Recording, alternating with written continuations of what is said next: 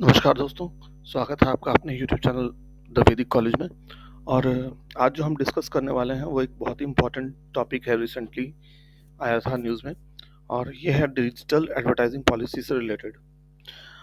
हाल फिलहाल में दोस्तों यूनियन गवर्नमेंट ने एक अपनी पॉलिसी रिलीज़ की है, न्यू पॉलिसी, जो कि उनका जो एडवर्टाइजिंग विंग है, सेंट्रल ब्यूरो ऑफ कम्युनिकेशन, उसको उन्होंने ये हक दिया है कि अब वो जो ऑनलाइन प्लेटफॉर्म्स है ना, सोशल मीडिया के और ओटीटी, फॉर एग्जांपल जैसे आपका गूगल ऐड या फिर फेसबुक ऐड या फिर आपके हो गए जितने भी ऑनलाइन है, इंस्टाग्राम हो गया, यूट्यूब हो गया, या और भी जो भी सोशल मीडिया के प्लेटफॉर्म्स हैं, उन सब पे वो ऐड चलाने का उनको परमिशन दे दिया है सेंट्रल ब्यूरो ऑफ कम्युनिकेशन को, यूनियन गवर्नमेंट ने। अब ये सीबीसी जो है वो आपका इंफॉर्मेशन एंड ब्रॉडकास्टिंग मिनिस्ट्री के अंडर आता है। और क्या ज़रूरत पड़ी आखिर, एक्चुअली ज़रूरत क्या थी एडवर्टाइजिंग पॉलिसी लाने की? सबसे पहले क्वेश्चन तो ये होता है। अब देखो, डिजिटल एडवर्टाइजिंग का मतलब क्या है?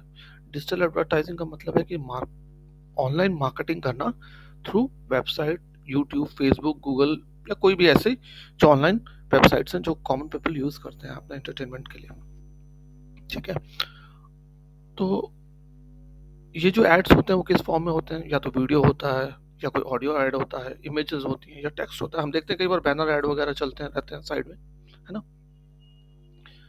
अब पिछले कुछ सालों में आप देख रहे हो जो इंडिया का डिजिटल इंडिया गवर्नमेंट ने चलाया है एक प्रोग्राम, तो उससे कई लोग अब इंटरनेट से जुड़ गए हैं, है ना? और डिजिटल मीडिया और सोशल मीडिया का काफ़ी ज़्यादा यूज़ करते हैं। अब देखो ना, आज से 5-10 साल पहले इतना ज़्यादा इंटरनेट हर कोई यूज़ नहीं करता था, बट आज गाँव-गाँव में भी लोग यूज़ करते हैं बहुत ज़्यादा इंटरनेट का, क्योंकि डिजिटल डिजिटल इंडिया की वजह से बहुत ज़्यादा लोगों का डाटा कंजम्पशन बढ़ा है। इवन जियो वगैरह के आने से बहुत फ़र्क पड़ गया है, और हर कोई आजकल नेट यूज़ करता है ऑलमोस्ट। और ट्राई की रिपोर्ट के हिसाब से internet users as of March 2023 India में अभी 880 मिलियन लोग हैं।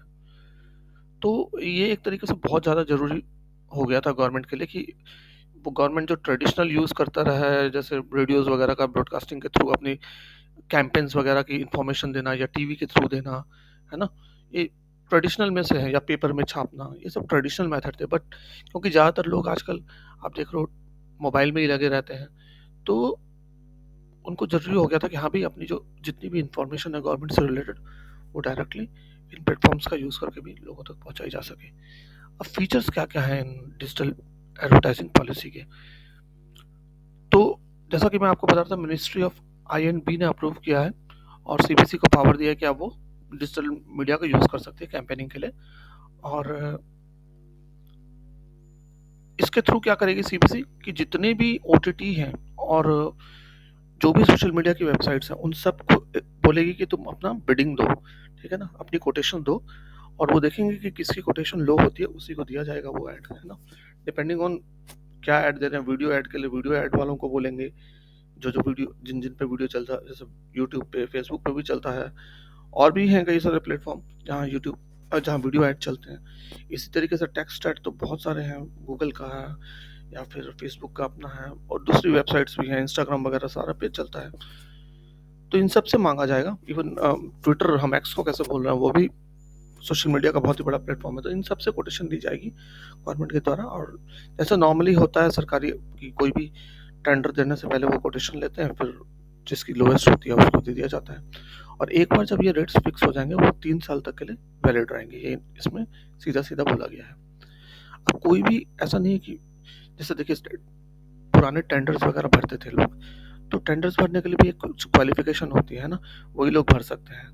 तो उसी तरीके से यहाँ पे भी है कि अगर आपको एम्पैनल होना है सीबीसी के साथ, तो वेबसाइट, मोबाइल ऐप्स के लिए एक सर्टेन कंडीशन है, उनको 4 कैटेगरी में बांटा गया है।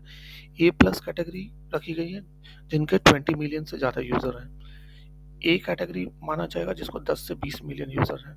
कैटेगरी बी उनको रखा जाएगा जो 5 टू 10 मिलियन यूज़र्स है। कैटेगरी सी 0.25 से 5 मिलियन यूज़र्स वाले, ठीक है? अब ओटीटी प्लेटफॉर्म्स के लिए भी इसी तरीके से रखा गया। ओटीटी प्लेटफॉर्म मेनली आपका हो गया, नेटफ्लिक्स हो गया, हॉटस्टार हो गया, सोनी लिव वगैरह है ना, जहाँ लोग बहुत सारी चीज़ देखते हैं। जियो सिनेमा हो गया, ये सारे ओटीटी प्लेटफॉर्म्स हैं, आप होप जानते ही हैं आप भी।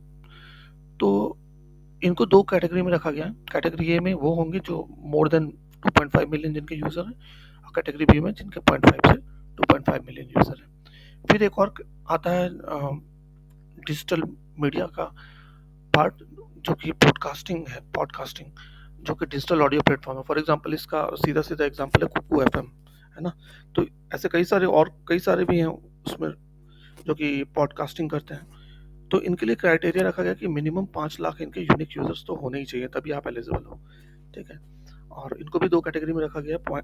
Category A more than 2.5 million users, और कैटेगरी बी 0.5 से लेके 2.5 मिलियन यूजर्स होने चाहिए।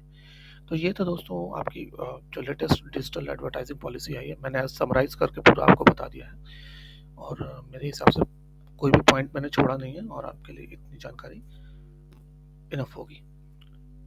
तो थैंक्स फॉर वॉचिंग। अगर आप चैनल पे नए हैं, अभी तक सब्सक्राइब नहीं किया, तो हमें लाइक और सब्सक्राइब जरूर करें, और दोस्तों को शेयर भी करें। Thanks for watching. जय हिंद।